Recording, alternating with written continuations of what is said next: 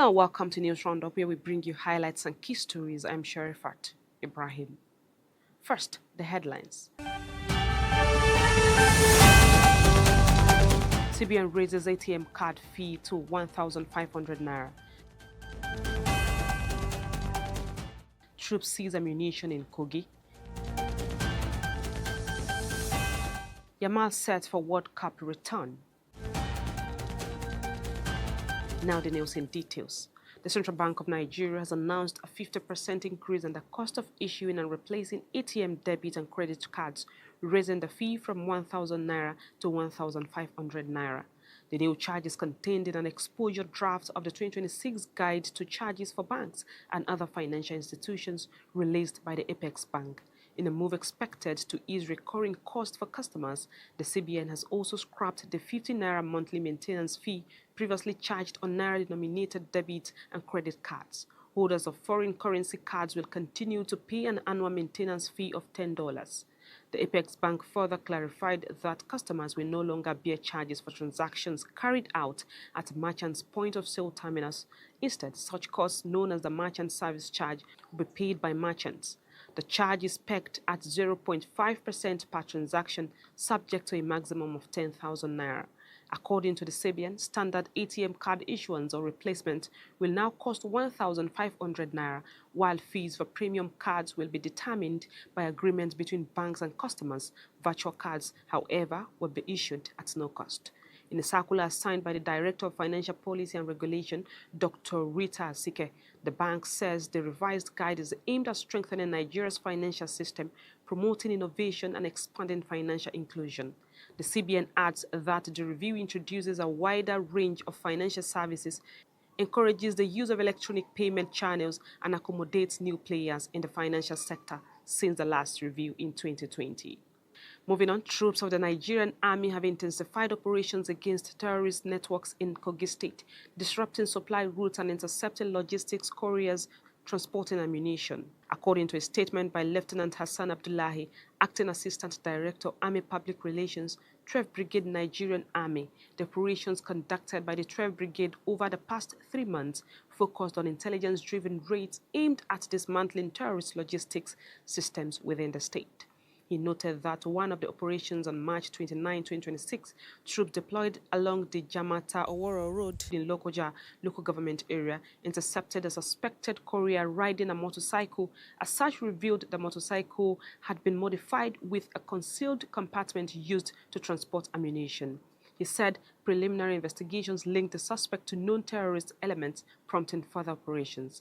Building on that success, he said troops arrested a high-profile suspect, Matthew Elisha, also known as Nasara, who had been on security watch list.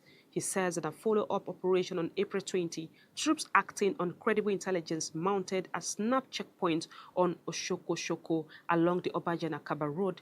During the operation, a Toyota bus traveling from Makurdi to Obajana was intercepted.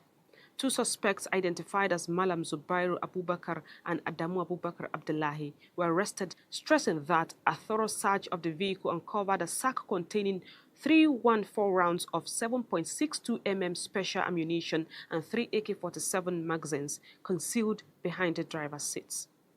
Other items recovered include mobile phones, a driver's license, a national identification number slip, and an identity card. He added that the suspects and recovered items have been handed over to the 12th Brigade Military Intelligence Regiment for further investigation.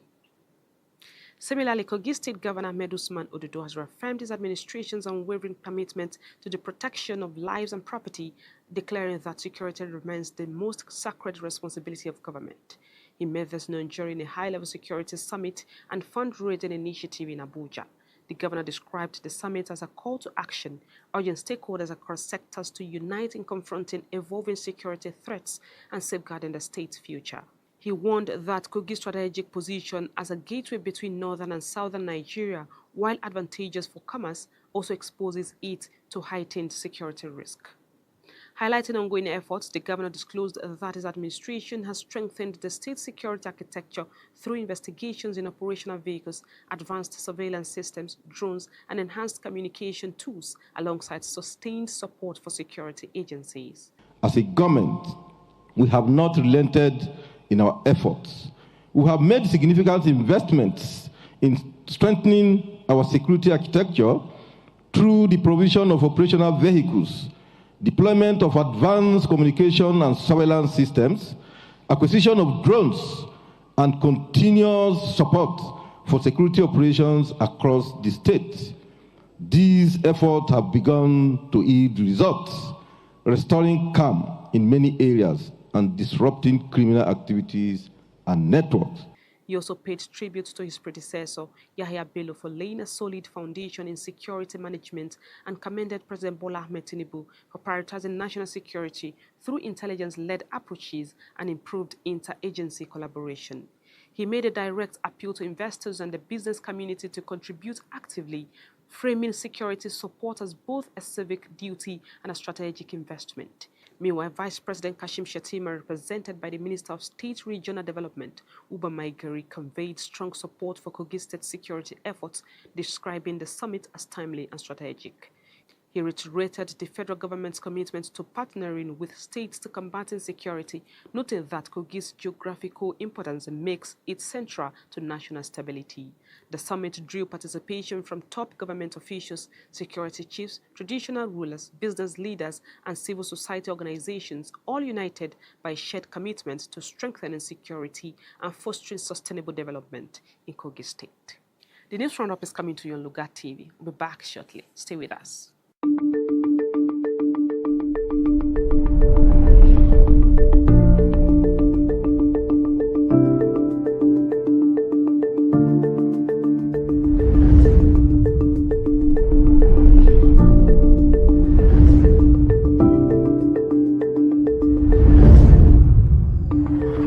Under Governor Dodo, infrastructure development is no longer a promise. It is visible, measurable, and felt everywhere. Over 250 kilometers of road now stretch across all 21 local government areas, connecting communities and unlocking rural economies. From the audit house to doctors and police quarters, erosion control projects to the Pencom House and township roads, the message is clear. This administration is building for impact. We extend our gratitude to His Excellency Alhaji Usman Ododo for his efforts to see that we have a very good development in our community in general, especially this unit of road. We had it very tough to convey our material as at then. When this governor came, the construction is ongoing. We've been having it very perfectly to convey our material from our farm, from market to our residence conveniently. And anybody who may wish to come to our community will come conveniently. Before they will refuse to come to this place. Not only that, the culvert and drainage we have here is fantastic. Honestly, we have lost hope on this road. As major as it is, this particular road is linking so many communities together. It's linking Okeagi community to Mopa. It's linking Ilema Okeagi community to Mopa, as well as Ilai community to Mopa. And this particular road is linking this aspect of Ileteju area to the other aspect of Ileteju area. So we want to give kudos to His Excellency, the Executive Governor of Kogi State, Alhaji Ahmed Usman Ododo, for this magnanimous achievement. This particular one is laudable and we so much appreciate it. We really appreciate the government for doing this particular thing for us. Since they introduced this particular erosion control in this area here, we are all happy about it. Here is very free, with its rainy season, water will be flowing freely now. Everybody will be enjoying their own environment. We thank God for that, for the government to impact this particular project in this area here. We are very happy about that. Continue to reflect on our achievement, learn from our past, and continue to strive for a more inclusive, prosperous, and more united Kogi State.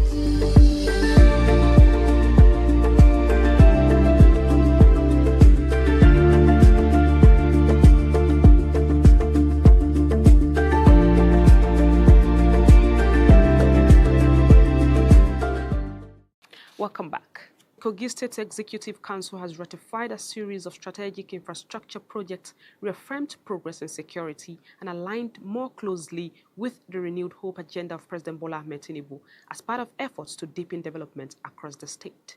The decisions were reached at the State Executive Council meeting held on Monday in Lokoja, presided over by Governor Ahmed Usman Ododo. Victoria Stephen, report. Briefing journalists after the meeting, the Commissioner for Information and Communications, Kingsley Fowl, disclosed that the council expressed satisfaction with the improving security situation across the state following sustained interventions by the Ododo administration. According to him, the governor noted that the gains recorded so far would be consolidated with a clear focus on achieving enduring peace and ensuring the safety of lives and property across Kogi State. The council also underscored its commitment to leveraging the economic opportunities embedded in the renewed hope agenda of the federal government. Governor Dudo charged members of the council and other public officials to translate national economic policies into tangible improvements in the living standards of the people. A major highlight of the meeting was the ratification of the construction of a dual carriageway leading to the Kogi International Airport. In the same vein, the council ratified contracts for critical components of the airport project, including the construction of the main airport infrastructure and the perimeter fencing. While CCECC will handle the core construction works, Gamji Nigeria Company Limited is responsible for the perimeter fencing. The council stressed strict compliance with global best practices in delivering the projects, especially given the technical standards required in the aviation sector. The Executive Council also received update on the progress of the Kogi State Innovation Hub, described as a transformative initiative aimed at positioning the state as a center for technological advancement and digital enterprise. This session also featured the formal swearing-in of the new Commissioner for Local Government and Chieftaincy Affairs, Abdullahim Bello, and the new Head of Civil Service, Falilat Yusuf, as members of the State Executive Council. Victoria Stephen, reporting. The Ohinoyi of Iberland, His Royal Majesty Ahmed Tijani Mohammed Anaje, has pledged to continue to sustain celebration of sons and daughters of the Ibera nation who have actualized themselves in life and given back to the communities while in service. The monarch made this known during the grand reception and coronation of retired Major General Usman Tahiru Otaro as the Ajimasi of Iberland. The Ohinoyi said the honor bestowed on the retired Major General was in recognition of his courage, selfless service, and sustained contributions to humanity. He noted that the celebrant has consistently demonstrated goodwill toward the community through various impactful interventions, including the establishment of 2 primary healthcare centers in Nadavi and Okehi local government areas, among other interventions in communities. We want all our son and daughter who is outside there serving the nation, they should try to come home and give to the society. The royal father called on well-meaning Ibera sons and daughters to emulate such acts of service, emphasizing that his reign will continue to acknowledge and reward individuals who contribute meaningfully to the development of their homeland. In his remarks, Major General Taro expressed gratitude to the Ohinoyi and the entire Ibera nation for the recognition, described giving back to the community as a deeply rooted cultural value anchored in maintaining strong ties with the community. I feel highly elated that they are recognizing me in this manner. When I did it, I saw it as a duty, being their representative in the army, to look back home and see what I can do to support my people. I saw it as a duty. I didn't see it as a way of getting accolades or whatsoever. He further noted that the tradition of community service is also upheld within the Nigerian Army, particularly under the leadership ethos of the Chief of Army Staff, a principle he said has shaped his own commitment to service beyond active duty. On sports, Spain international Lamine Yamal has sustained a hamstring injury but is expected to recover in time for the upcoming World Cup, according to his club, Barcelona Football Club. In a statement released on Thursday, Barcelona confirmed that the teenage forward suffered a hamstring problem in his left leg. The club added that Yamal will undergo conservative treatment and is expected to miss the remainder of the season. However, he's projected to be fit for the World Cup, scheduled to run from June 11 to July 19. Yamal picked up the injury during Barcelona's 1-0 La Liga victory over Celta de Vigo on Wednesday. Reacting to the setback, Yamal expressed his disappointment on social media, describing the injury as a painful moment but vowed to return stronger next season. Barcelona head coach Hans Flick said the player's condition was unfortunate but acknowledged the need to manage such situations carefully. Despite the injury, Yamal remains a key figure for Spain, having scored 6 goals in 25 appearances since his debut in 2023. He also played a crucial role in Spain's triumph at Euro 2024. Spain are set to begin their World Cup campaign in Group H against Cape Verde on June 15 before facing Saudi Arabia and Uruguay in subsequent matches.